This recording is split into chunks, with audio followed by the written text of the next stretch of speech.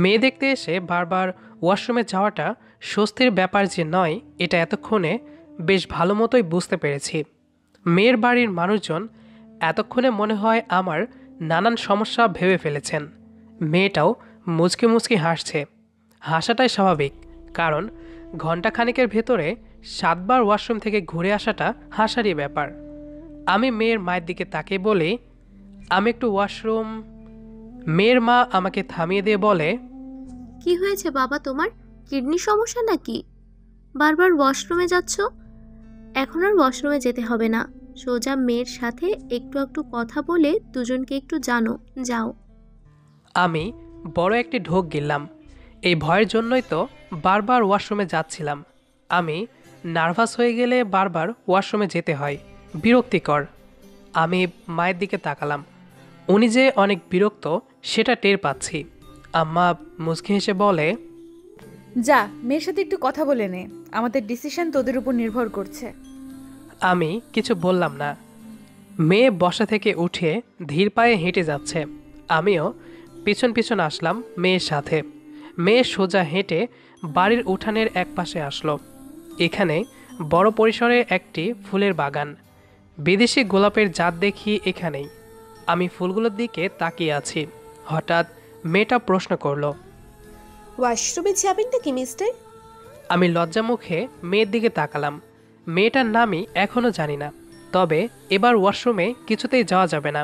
আমি বললাম, আসলে প্রথমবার মেয়ে দেখতে এসেছি, নার্ভাস লাগছে। লাগাটাই স্বাভাবিক। আপনার সৌন্দর্যের কাছে আমি যেন অতি তুচ্ছ। কিভাবে কথা বলবো, কি হবে, এসব ভেবেই নার্ভাস হচ্ছি। আর নার্ভাস হলেই আমার। বুঝেছি মিস্টার। হ্যালো, আমি আরশিয়া। আমি তানভীর। আপনার নামটা কালো গোলাপের মতোই সুন্দর। আরশিয়া আমার কথা শুনে ভ্রু কুঁচকে তাকালো। আমি কালো গোলাপের দিকে তাকিয়ে আছি। ফুল মানুষের মনের ব্যাকুলতা বুঝতে পারে। ফুলের সাথে মানুষের মনের গভীর সম্পর্ক রয়েছে। ফুলের ওপর প্রজাপতি এসে বসলো। আমি স্থির দৃষ্টিতে তাকিয়ে থাকি। প্রজাপতিরা ফুলকে ভালোবাসে, আর ফুলও যেন প্রজাপতিকে ভালোবেসে তাকে সর্বস্ব বিলিয়ে দেয়। এই বিলিয়ে দেওয়ার মাঝেও ফায়দা আছে। ভালোবাসার ভেতরেও ফায়দা থাকে, চাওয়া থাকে। সেই চাওয়াটা হয়তো ভালো থাকার, নয়তো সৌন্দর্য প্রকাশের। অদ্ভুত হলেও মানুষ ভালোবাসে একটু সুখের আশাতে, কিন্তু এটা সত্য নয়। মানুষ ভালোবেসে কখনো সুখ অর্জন করতে পারে না। বরং চরম সত্য হলো, মানুষ ভালোবাসে কষ্ট পাওয়ার জন্যই। কারণ ভালোবাসাটা সম্পর্ক না বুঝলেও মানুষ ভালোবাসাটাকে সম্পর্ক হিসেবে ব্যবহার করে। আর সম্পর্কে জড়ায় বলেই মানুষ একে অপরের প্রতি একটা চাওয়ার প্রবণতা থেকেই যায়, যেটা প্রজাপতির সাথে ফুলের দেওয়া নেওয়া হচ্ছে। এর আগেও আমাকে 10টা ছেলে দেখতে আসছিল। 10টা? এতদিনেও বিয়ে হয়নি আপনার? তাহলে আপনি দেখতে আসতেন নাকি? সুন্দরী একটা মেয়ে, বিয়ে না হওয়ার কারণ দেখছি না। কিন্তু তারা না করে দিত, কারণ আমাকে নাকি তাদের অদ্ভুত পাগল মনে হতো। হাস্যকর না বলেন? কই, আমার কাছে তো অদ্ভুত মনে হয়নি। আমার কথা শুনে আরশিয়া হাসল। আমি তার হাসি মুখের দিকে তাকিয়ে আছি। তার নিরালসা চোখের পাপড়ি আমাকে প্রেমহীন ভর্ৎসনা দেয়। বিকেল হয়েছে, অনেক সময় হলো। সন্ধ্যার একদম দ্বারপ্রান্তে এসে পৌঁছেছি। প্রজাপতিগুলো উড়ে চলে যাচ্ছে নিজ গন্তব্যে। আকাশে সন্ধ্যার আগমনে কালো অন্ধকারও তার অস্তিত্ব জানিয়ে দিয়েছে। নীলচে মেঘগুলো কালো অন্ধকারে বেশ ভালোই মানিয়ে নিয়েছে। দুজনেই চুপচাপ আছি। ফুলবাগানের একপাশে বসার জন্য বেঞ্চ রাখা। আমি আর সে ওখানে বসলাম। আরশিয়া প্রশ্ন করে, মিস্টার তানভীর সাহেব কয়টা প্রেম করছেন? জেফ কয়টা ছিল? আরশিয়ার কথা শুনে কেঁপে উঠলাম। কিছুটা সমড নির্বাক দৃষ্টিতে তাকিয়ে রইলাম তার দিকে। আমি কৌতূহলী হয়ে প্রশ্ন করলাম, মানে? সে মুচকি হেসে জবাব দেয়, আপনি আমার বয়ফ্রেন্ড নয় যে আপনার ব্যাপারে সব জানি। চেনে বুঝে বিয়ে করছি এমন তো নয়। আপনি অপরিচিত, আমিও আপনার অপরিচিতা। একে অপরকে বিয়ের আগে কতটুকুই বা জানবো, এজন্য প্রশ্ন করলাম। এ অবধি কয়টা মেয়ের পিছনে ঘুরেছেন? আমি আরশিয়ার দিকে তাকিয়ে আছি। আমাদের পিছনে একটা ল্যাম্পপোস্ট। সাদা আলোর পরিসরণ আরশিয়ার মুখের ওপর এসে পড়ছে। চিকন গোছের এই মেয়েটি এত বুদ্ধিমতী জানা ছিল না, তবে এটা স্বাভাবিক। কতটুকুই বা জানা হবে যদি বিয়ে ঠিকঠাক হয়? সে আবার প্রশ্ন করে। জানি আপনার কোনো এমস থাকবে না।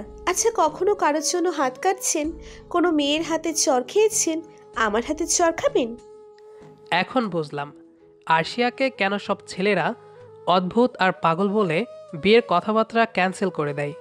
মেয়ের এমন প্রশ্ন শুনে ছেলেরা রীতিমতো যে ঘাবড়ে যাবে সেটা আর বলার বাইরে রাখে না, কারণ এমন ধরনের প্রশ্ন কোনো মেয়ে ছেলের মুখের ওপর করতে পারে না। এই মেয়ের সাহস দেখে অবাক হলেও ব্যাপারটাতে বেশ ইন্টারেস্টিং লাগছে। মেয়ে বলে, জানি চুপ করেই থাকবেন। লাস্ট প্রশ্ন, কখনো কোনো মেয়েকে টিচ করেছেন? মেয়ের দিকে তাকালে সর্বপ্রথম কোন দিকে নজর যায় আপনার? আমি এখনও কোনো উত্তর দিলাম না। সন্ধ্যার আকাশের দিকে তাকিয়ে আছি। সন্ধ্যার আকাশ যেন নীরবতার কথা বলে। নিষ্পৃহ পরিবেশটা আমার ভীষণ ভালো লাগে। মানুষের ভালো লাগার শেষ নেই। একজন শিল্পীর ভালো লাগতে পারে ডাস্টবিন থেকে খাবার কুড়িয়ে খাচ্ছে কোনো বাচ্চা, সেই দৃশ্য। আবার কারো ভালো লাগতে পারে অল্প বয়সে কোনো ভিক্ষুক নারীর কাপড় সরে যাওয়া খোলা নাভিসহ পেট। এই ভালো লাগার বহিঃপ্রকাশ জটিল হয়। আমার কোনো জটিলতা নেই, জটিলতাও আমার পছন্দ নয়। আমার পাশে বসা মেয়েটা যেন আমার কাছে সন্ধ্যার আকাশে লালচে মেঘের মতোই সুন্দর। মনে যা জমিয়ে রেখেছে তা কত সহজেই প্রকাশ করে দিল।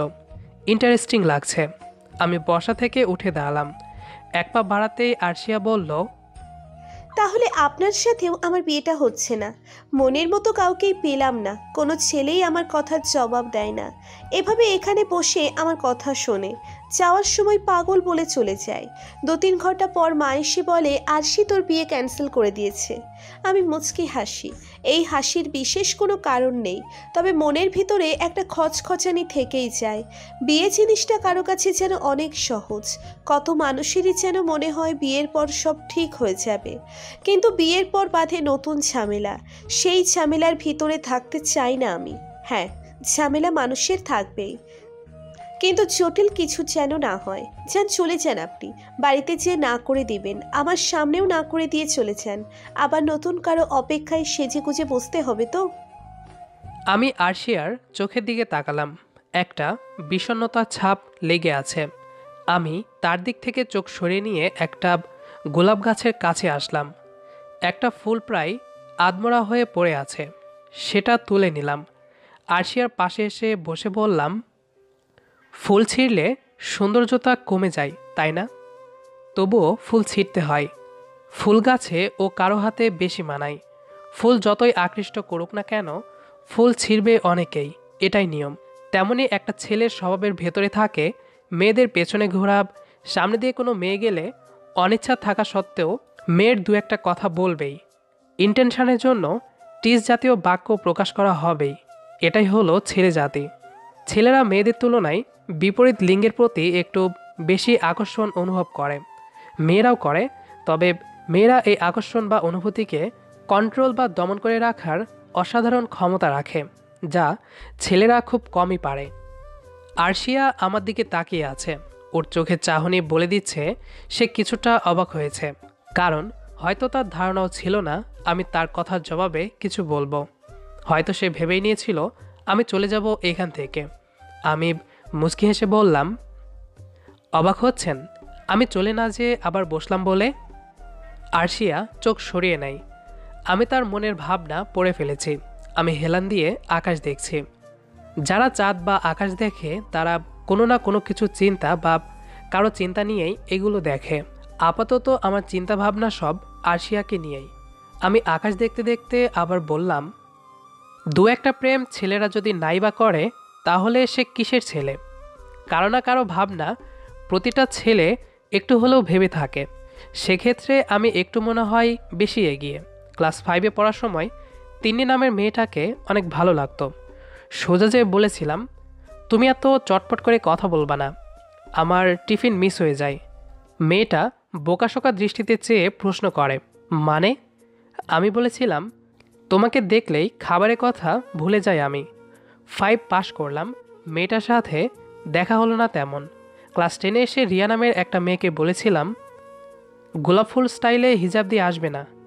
গালটা এত সুন্দর লাগে, মনে হয় দৌড়ে একটা চুমু দিয়ে আবার পালিয়ে আসি। মেয়েটা তারপর থেকে আমাকেই পাত্তা দিত, আর আমি চুপ হয়ে গেলাম। মাথা একটু ঘুরিয়ে আরশিয়ার দিকে তাকালাম। সে বেশ মনোযোগ দিয়ে আমার কথা শুনছে। এখন সে হাসছেও। মেয়েটা এবার আমার থেকেও বেশি আমার প্রতি ইন্টারেস্ট। বিষয়টা সুস্পষ্ট। মানুষের মনের কথা বোঝার ক্ষমতা হয়তো সবার থাকে না, আর যারা বুঝতে পারে তারা কখনো নিজেদের মনের কথা অন্যকে বোঝাতে পারে না। এরকমটা ঠিক আমি, কারণ আমি মানুষের মনের কথা কিছুটা হলেও বুঝতে পারি, কিন্তু আমার মনের কথাগুলো কাউকে সহজভাবে প্রকাশ করতে পারি না। কেন পারি না তা জানি না। সন্ধ্যা পেরিয়ে রাতের অন্ধকার গাঢ় হয়ে গেছে। আমি আরশিয়ার দিকে তাকিয়ে বললাম, কখনো কোনো মেয়ের জন্য হাত কাটিনি, তবে চেয়েছিলাম এক্সপেরিমেন্টের জন্য। আমার কাছে বিষয়টা হাস্যকর। হাত কেটে শুধু শুধু কষ্ট পাওয়ার কে আছে? একেবারে বিষ খেয়ে মরে গেলেই তো হয়।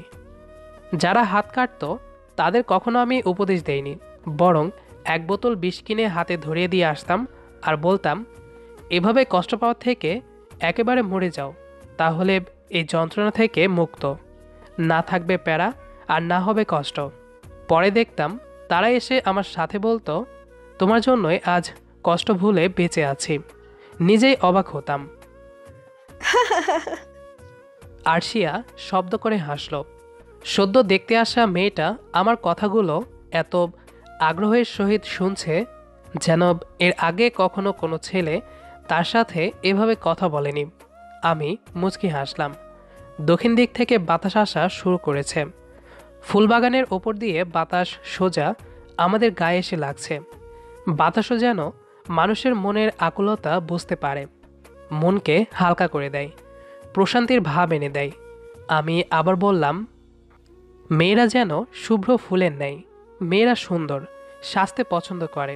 মেয়েরা সুন্দর হয়েছে তাদেরকে যেন ছেলেরা বা সবাই দেখে। এটাই জাগতিক নিয়ম।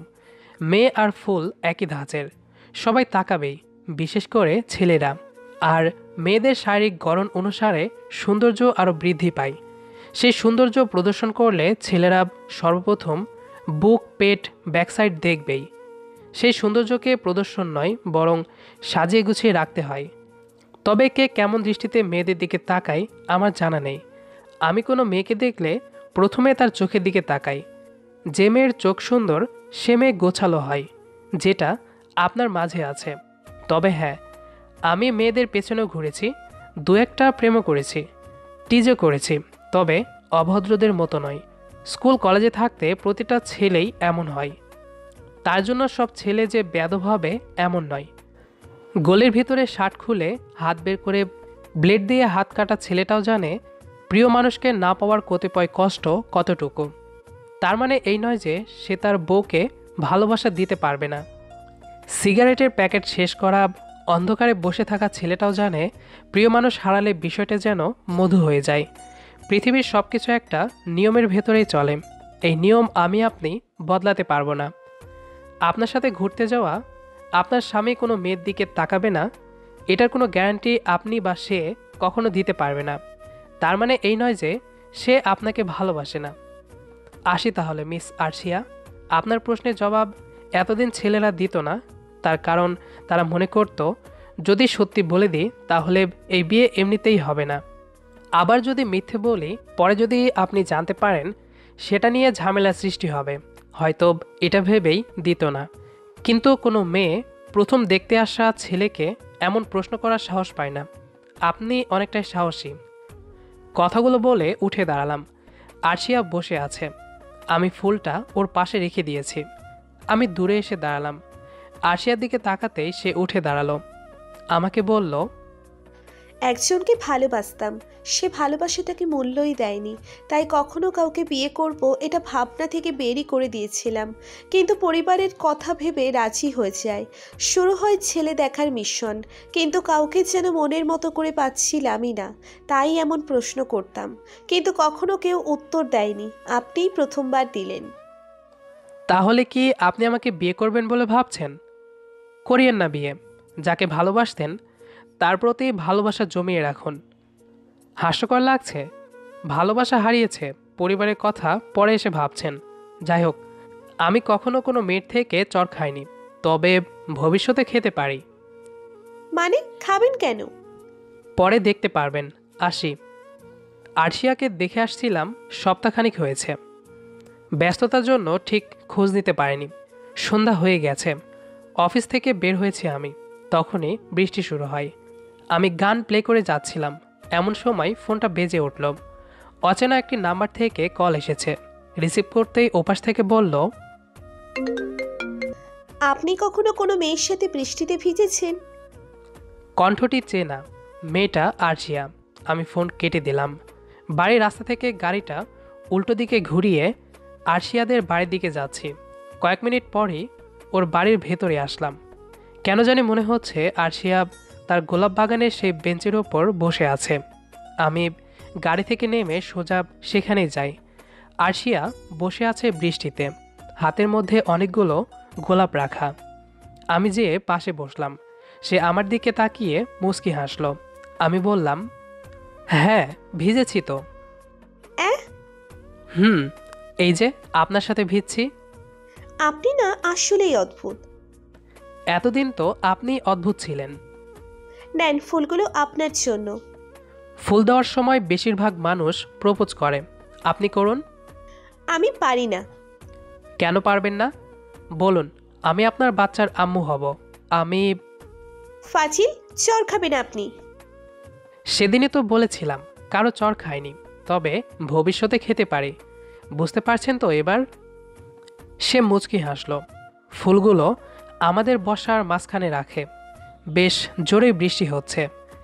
পিছনে থাকা ল্যাম্পপোস্টের সাদা আলো বৃষ্টির ফেনায় যেন আরও বেশি প্রখর হয়েছে। নীরবতা ভেঙে সে বলল, কখনো ভাবিনি আপনার কথা এত এত মনে পড়বে। এই 7 দিন আপনি আমার মস্তিষ্কে এত বেশি চলাচল করেছেন, আমি নিজেই অবাক। আপনার ভিতরের সত্যতা আপনি আমাকে অনায়াসে প্রকাশ করেছেন। এই জিনিসটা আমাকে ইমপ্রেস করেছে। এরপর বাসায় জানিয়ে দিই আপনাকেই বিয়ে করব। আপনি কি আমাকে বিয়ে করবেন? আহ, সুন্দরী একটা মেয়ে বিয়ের প্রপোজাল দেয়। এর আগে কিন্তু কোনো মেয়ে আমাকে বিয়ের প্রপোজাল দেয়নি। আপনিই প্রথম। আপনার কাছে আমি কেমন তা জানি না, তবে যেমন আছি এমনটা থাকার চেষ্টা করব। ভোররাতে দুজন একে অপরকে আরও একটু শক্ত করে জড়িয়ে ঘুমানোর চেষ্টা করব। রোজ রোজ আপনাকে নিয়ে ঘুরতে হয়তো যেতে পারবো না, কিন্তু হঠাৎ করেই কোনো এক বিকেলে রাস্তার পাশে দাঁড়িয়ে ক্যান্ডেল জ্বালিয়ে দুজনে আকাশে তা উড়িয়ে দেব। তারপর সেখানে বসেই চিপস, ফুচকা, রংচা খাবো। আমার ডান হাতে হাতঘড়ি পরিয়ে দেওয়ার জন্য আপনাকে আমার পাশে চাই। গোসলের পর তোয়ালা দিয়ে আমার মাথার পানি মুছে দিয়েন। আমি তখন আপনাকে জড়িয়ে ধরব। করবেন আমাকে বিয়ে? করব। দুজনেই চুপ হয়ে গেলাম। বৃষ্টি থামার নাম নেই। ফুলগুলো হাতে তুলে নিলাম। সে একটু সরে আসলো, আমি তার দিকে সরে গেলাম। দুজনে একে অপরের হাত ধরে রাতের বৃষ্টিবিলাস করছি। আমাদের আজকের গল্পটি আপনার কাছে কেমন লেগেছে সেটি অবশ্যই কমেন্ট করে জানাবেন। দেখা হবে আবারও নতুন কোনো গল্প নিয়ে। সেই পর্যন্ত আমাদের সাথেই থাকুন। ধন্যবাদ সবাইকে।